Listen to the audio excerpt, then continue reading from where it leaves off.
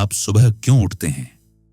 शायद यही एक सवाल है जो आपकी पूरी जिंदगी बदल सकता है। इंट्रोडक्शन। एक सवाल जो आपको फिर से जिंदा कर सकता है। इस तेज रफ्तार दुनिया में जहां सब कुछ एक रेस की तरह है, हम में से कई लोग थक चुके हैं। हमारे पास नौकरी है, पैसा है, कुछ लोगों के पास तो शोहरत भी है, लेकिन फिर भी हम खाली महसूस करते हैं। कभी कभी ऐसा भी लगता है कि हम बस जी रहे हैं बिना किसी मकसद के। क्या आपने कभी खुद से पूछा है, मैं ये सब क्यों कर रहा हूं? क्या यही वो जिंदगी है जो मैंने सोची थी? अगर हां, तो आप अकेले नहीं हैं। इकाईगाई जापान से आई एक सच्ची फिलॉसफी। इकिगाई एक जापानी शब्द है जिसका मतलब होता है द रीजन फॉर बीइंग, यानी हमारे होने की वजह। इक्की यानी लाइफ, गाई यानी मीनिंग। ये सिर्फ एक शब्द नहीं, ये एक फिलॉसफी है, एक तरीका है खुद को फिर से समझने का। Therapy meets purpose.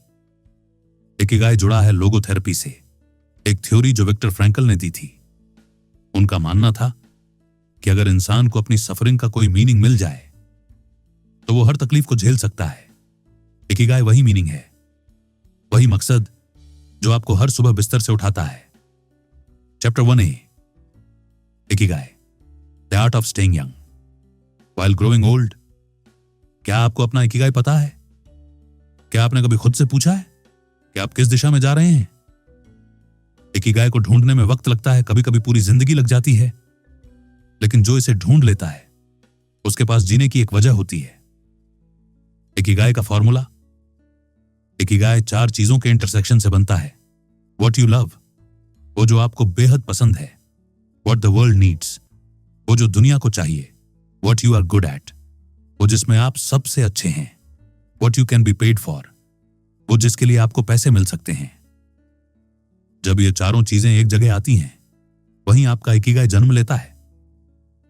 एक उदाहरण, पैशन से प्रोफेशन तक मान लीजिए। आपको लिखना पसंद है, आप अपने शब्दों से दुनिया को इंस्पायर करना चाहते हैं। आप लिखते हैं क्योंकि ये आपको खुशी देता है, पैशन। क्योंकि आपकी कहानियां लोगों की मदद करती हैं, मिशन। क्योंकि आप इसमें शानदार हैं, वोकेशन। और क्योंकि इसके लिए आपको पैसे भी मिलते हैं, प्रोफेशन। अब आपका हर शब्द एक मिशन है, एक आय है और एक खुशी भी। रिटायरमेंट नहीं, जरूरत। जिन्हें अपना इकिगाई मिल जाता है वो रिटायर नहीं होते, क्योंकि वो जो कर रहे हैं वो काम नहीं, एक खुशी है। Satisfaction is the new salary. आपको पैसे मिलते हैं, पर जो खुशी, जो संतुष्टि और जो दूसरों की जिंदगी पर असर, वो असली कमाई है। इकिगाई यही सिखाता है। Love what you do and let it love you back. Chapter 2, anti ageing secrets. क्या आप वाकई बूढ़े हो रहे हैं या सिर्फ थक चुके हैं? आज टेक्नोलॉजी हमें हर काम आसान बना रही है। हमारे लिए खाना भी मशीन बनाती है और रास्ते भी मोबाइल बताता है, लेकिन इस आराम के बदले हमने क्या खोया? हमने खो दिया एक्टिव माइंड, हेल्दी बॉडी और शांति। Technology versus biology. टेक्नोलॉजी ने हमें कम मेहनत वाला जीवन तो दिया, पर अब वो मेहनत हमें खुद करनी होगी, मेंटल और फिजिकल एक्सरसाइज से। क्यों? क्योंकि अगर माइंड थक गया तो उम्र भी तेजी से बढ़ेगी। The brain needs movement too. 20 साल की उम्र के बाद भी हमारा दिमाग बूढ़ा होना शुरू कर देता है। पर अगर आप मेंटल ट्रेनिंग करें, नई चीजें सीखें, लोगों से बात करें, जो नहीं आता वो करें, तो आप अपने ब्रेन को यंग बनाए रख सकते हैं। Stress, the silent ageless killer. Stress वो स्लो पॉइजन है जो हमारी हेल्दी सेल्स को खा जाता है। साइकोलॉजिस्ट हार्वर्ड एस फ्रीडमैन कहते हैं, थोड़ा स्ट्रेस जरूरी है, लेकिन ज्यादा स्ट्रेस आपकी उम्र खा जाता है। जो लोग जल्दी रिटायर होते हैं, जो आराम से जीना चाहते हैं, वो अक्सर जल्दी थक जाते हैं और जल्दी बूढ़े भी। How to fight stress. आपका एटीट्यूड ही तय करता है कि आप स्ट्रेस से कैसे निपटते हैं, इसलिए करें meditation, breathing exercise, yoga, body scan. जैसे आप अपनी बॉडी को स्ट्रेच करते हैं, वैसे ही अपने माइंड को भी स्ट्रेच कीजिए। Chapter 3, from logotherapy into Ikigai. सिर्फ जिंदा रहना काफी नहीं, जीने की वजह चाहिए। विक्टर फ्रैंकल की लोगोथेरेपी यही सिखाती है। जब विक्टर नाजी कैंप में थे, उन्होंने अपने पेरेंट्स, भाई और पत्नी को खो दिया। उनकी बुक्स जला दी गईं, उन्हें बुखार ने जकड़ लिया, पर एक वजह थी जीने की। वो फिर से अपनी किताब लिखना चाहते थे, अपनी पत्नी से फिर मिलना चाहते थे। A purpose bigger than pain. उनके पास सिर्फ एक चीज थी, मकसद, और यही मकसद उन्हें नरक से भी निकाल लाया। विक्टर ने कहा, तुम्हारा दर्द अपने पिता से नहीं, तुम्हारे काम से है। कुछ सालों बाद वो नेता पॉलिटिक्स छोड़कर आर्टिस्ट बन गया और उसने खुद को फिर से पा लिया। A mother's breaking point. एक मां जिसने अपना 11 साल का बेटा खो दिया, अब सोचने लगी थी कि वो और उसका दूसरा बेटा दोनों ही ये दुनिया छोड़ दें। विक्टर ने उसे कहा, जरा सोचो, अगर तुम बहुत अमीर होती लेकिन बच्चे नहीं होते तो? तब उसे समझ आया, उसका बेटा ही उसकी जिंदगी का अर्थ था। अब उसका दुहक एक मीनिंग बन गया। Husbands grief. एक डॉक्टर जो अपनी पत्नी की मौत से टूट गया था। विक्टर ने उससे पूछा, अगर तुम पहले मरते तो तुम्हारी पत्नी को कैसा लगता? उसने जवाब नहीं दिया, बस चुप हो गया। उसे पहली बार अपने दुख को एक्सेप्ट करने की ताकत मिली। माइंड थेरेपी, मोरिटा और नाइकन। मोरिटा थेरेपी कहती है, नेगेटिव थॉट्स को एक्सेप्ट करो, बदलो नहीं। अगर कोई तुम्हारा वॉलेट चुरा ले तो बदला लेने के बजाय एक आइसक्रीम खाओ, अपने मूड को रीसेट करो। नाइकन थेरेपी कहती है, दूसरों को ब्लेम मत करो। अगर तुम सफल नहीं हुए तो शायद तुमने तैयारी नहीं की। दुनिया नहीं, जवाब तुम हो। फ्लो। जब वक्त रुक जाता है और आप खुद बहने लगते हैं। कभी कभी आप कोई काम कर रहे होते हैं, घंटों बीत जाते हैं, लेकिन आपको एहसास ही नहीं होता। ना भूख लगती है, ना प्यास, ना ही थकान महसूस होती है। आप बस फ्लो में होते हैं। फ्लो क्या है? फ्लो का मतलब है वो अवस्था जिसमें आप पूरी तरह किसी काम में डूब जाते हैं, जहां कोई डिस्ट्रैक्शन काम नहीं करता, जहां आप एकदम प्रेजेंट होते हैं। ये काम आपकी चॉइस होनी चाहिए, ना बहुत आसान ना बहुत मुश्किल, बस इतनी कि आपको अपनी पूरी अटेंशन लगानी पड़े। कंफर्ट जोन से निकलो, शेप बदलो। जैसे गीली मिट्टी किसी भी आकार में ढल जाती है, वैसे ही आपको भी अपनी सोच और आदतों को लचीला बनाना होगा। ग्रोथ वही होती है जहां असहजता होती है। फ्लो उसी डिस्कंफर्ट में मिलती है जहां आप खुद को चुनौतियों में डालते हैं। How to enter flow. काम को चुनें जिससे प्यार हो। एक क्लियर गोल बनाएं। ध्यान सिर्फ एक चीज पर लगाएं। मल्टीटास्किंग को छोड़ें। हर डिस्ट्रैक्शन से बचें और सबसे जरूरी, एंजॉय करें। फ्लो में जाने का मतलब है अपने पैशन के साथ डांस करना। जापान और ताकुमी। जब काम एक पूजा बन जाए, ताकुमी जापानी शब्द है जिसका मतलब होता है मास्टर क्राफ्ट्समैन, यानी वो कारीगर जो एक ही काम को इतने दिल से करता है कि उसकी कला अमर हो जाती है। टोयोटा जैसी कंपनियां ऐसे कारीगरों को भगवान की तरह मानती हैं। क्यों? क्योंकि वो अपने टूल से ऐसे जुड़ जाते हैं जैसे वो उनके दोस्त हों। उनके हर एक्शन में फ्लो होता है। रिटायर्ड नहीं, रिवायर्ड। जापान में लोग रिटायर नहीं होते, वो खुद को फिर से रीइन्वेंट करते हैं। घर में बैठने की बजाय वो अपनी कला, अपने पैशन को आगे बढ़ाते हैं। उनके लिए काम सिर्फ इनकम नहीं, आइडेंटिटी है। स्टीव जॉब्स और जापानी कारीगरी। स्टीव जॉब्स को जापान से इतना लगाव था कि उन्होंने सोनी के अकियो मोरिटा से पार्टनरशिप की। एप्पल की बहुत सी टेक्निक्स उन्होंने सोनी से सीखी, लेकिन उनकी असली इंस्पिरेशन था युकियो शकुनागा, एक जापानी पोर्सिलेन आर्टिस्ट। स्टीव को उनके बनाए चाय के कप इतने पसंद थे कि वो बार बार उनसे खरीदते थे। उनके बनाए कप फ्लो का प्रतीक बन गए थे। स्टीव की मौत के बाद शकुनागा ने उनकी याद में 150 कप बनाए और उनमें से 12 सबसे खास स्टीव की फैमिली को भेजे। ये सिर्फ कप नहीं थे, ये रिस्पेक्ट थे, फ्लो का ट्रिब्यूट थे। एक साधारण जापानी रसोइया और उसका फ्लो एक रसोइया जो तमागो यानी पतले ऑमलेट ठीक से नहीं बना पाता था, लेकिन उसने हार नहीं मानी। उसका इकिगाई था खाना बनाना। दिन दिन भर वो अंडे बनाता रहा, हर बार और बेहतर। क्यों? क्योंकि वो अपने फ्लो में था। मशीन वर्सेस इंसान, team not competition. Japan technology में अव्वल है, पर फिर भी वो मानते हैं कि मशीन इंसान का दुश्मन नहीं बल्कि उसका पार्टनर है। गिबली स्टूडियो के डायरेक्टर हयाओ मियाजाकी ने जब एनिमेशन में कंप्यूटर आने दिए तो उनकी एक शर्त थी, सब कुछ हाथ से बनाना होगा। क्यों? क्योंकि ड्राइंग करते वक्त एनिमेटर का कनेक्शन उस दुनिया से जुड़ता है जिसे वो बना रहा है। फ्लो हाथों से आता है, शॉर्टकट से नहीं। फाइनल थॉट, फ्लो से जीना सीखो। फ्लो कोई जादू नहीं, बस एक सच है जो आपके अंदर है। उस काम को ढूंढो जो करते हुए वक्त रुक जाए और सिर्फ आप और वो काम बचें। यही फ्लो है, यही इकिगाई है। चैप्टर 5, लंबे आयु के मास्टर, जहां लोग 100 नहीं 120 साल तक जिंदा रहते हैं। दुनिया में सबसे ज्यादा उम्र तक जीने वाले लोग कहां रहते हैं? जवाब है जापान। यहां के ओकिनावा जैसे गांवों को ब्लू जोन्स कहा जाता है, जहां लोग सिर्फ लंबे समय तक ही नहीं बल्कि खुश और स्वस्थ भी जीते हैं। कुछ अनसुनी कहानियां। 1, मिसाओ ओकावा 1846 में पैदा हुई, एक बिजनेस फैमिली से थी। उनका सीक्रेट, खाओ और सो जाओ और लंबा जियो। 117 साल की उम्र में उन्होंने दुनिया को अलविदा कहा। 2, मारिया कैपोवेला इक्वाडोर, मीट कभी नहीं खाया, डांस, गाने और पॉजिटिविटी से भरी जिंदगी। 3, जीन कलमेंट फ्रांस, 122 साल की उम्र तक जिंदा रही, इतिहास में सबसे लंबी उम्र जीने वाली इंसान। उनका मंत्र, हर दिन को हंसी के साथ जियो।